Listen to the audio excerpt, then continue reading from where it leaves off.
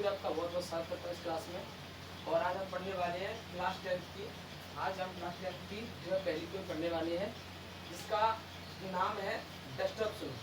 Snow का मतलब होता है हमारा जो है बर्फ होती है, जो मान के चल जैसे कश्मीर वगैरह में गिरती है वो बर्फ होती है, उसको स्नो बोलते हैं।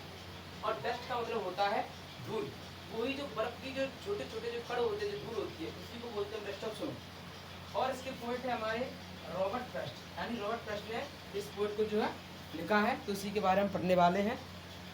तो इसका पहला प्रश्न है, उसको हम जब पढ़ने वाले समझने वाले अच्छे तरीके से उसको ट्रांसलेट करेंगे और समझेंगे। तो प्रश्न है what is a desktop snow. What मतलब क्या, इस मतलब होता है अ डेस्कटॉप स्नो, मतलब डेस्कटॉप स्नो का मतलब क्या होता है, यानी डेस्कटॉप स्नो क्या है। व्हाट डज द पोएट से हैज चेंज हिज मूड, मतलब कभी क्या कहता है कि जो उसका जो मूड होता है, दिमाग होता है, वो किस तरीके से बदल जाता है, चेंज हो जाता है। चेंज माने बदलना।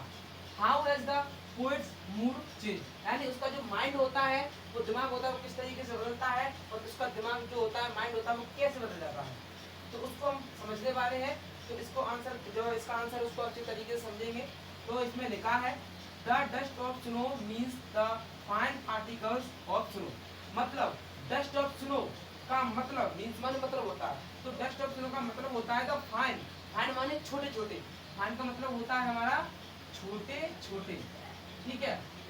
तो डस्ट ऑफ स्नो मीन्स का मतलब होता है फाइन पार्टिकल्स, और पार्टिकल्स का मतलब होता है टुकड़े, यानी डस्ट ऑफ स्नो का मतलब क्या होता है, इसका मतलब होता है फाइन पार्टिकल्स ऑफ स्नो, यानी बर्फ के छोटे छोटे टुकड़ों को ही हम डस्ट ऑफ स्नो बोलते हैं, यानी बर्फ के छोटे छोटे टुकड़े फाइन पार्टिकल्स को ही हम क्या बोलते हैं, डस्ट ऑफ स्नो बोलते हैं।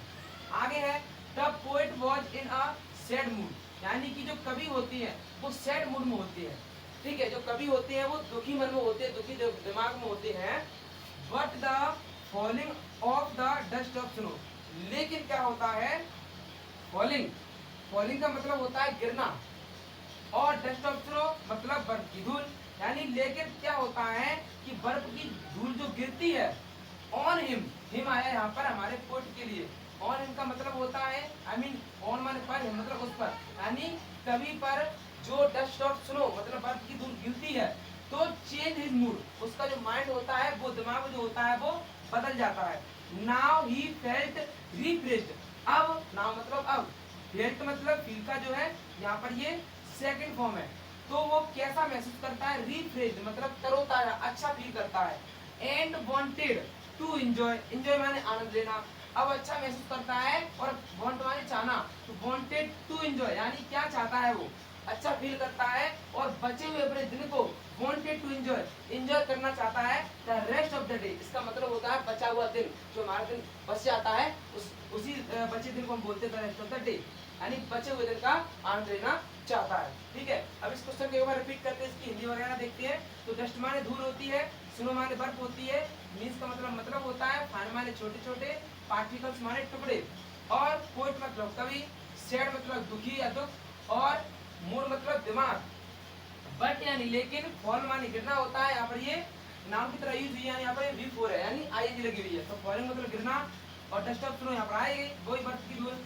हिम मतलब कभी के लिए आया है, चेंज माने बदलना, और फील माने फील का सेकंड है तो महसूस करना, रिफ्रेश माने तरोताजा, अच्छा फील करना, वांट माने चाहना, एंजॉय माने आनंद लेना, रेस्ट ऑफ द डे यानी बचा हुआ दिन, ठीक है। तो ये हमारा पहला क्वेश्चन था, और इसी तरीके से अगले क्लास में आगे की क्वेश्चन करेंगे। Okay, thank you so much.